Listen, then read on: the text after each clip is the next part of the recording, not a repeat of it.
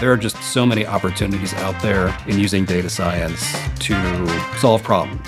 And by solving problems, you ultimately improve people's lives. And there's a whole lot of opportunities out there to improve people's lives. Our team, we integrated two different sources, so one flight path and one's the airport path, and we were able to deliver a product for consultants in terms of predicting what percentage that their flight will be delayed at. We're able to build a predictive model that would sync in data real time, and it would output a confidence interval. So let's say this United flight would arrive at 10 a.m. plus minus 20 minutes.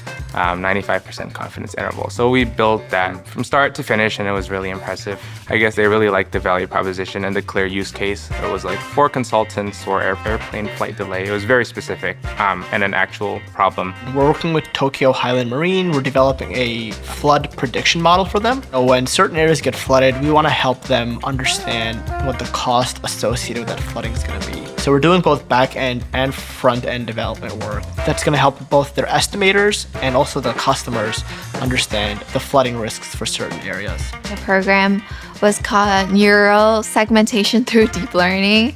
I know it sounds very complicated. There are images of neurons in the brain, and then we would use deep learning technique to process the image and label the border of the neurons.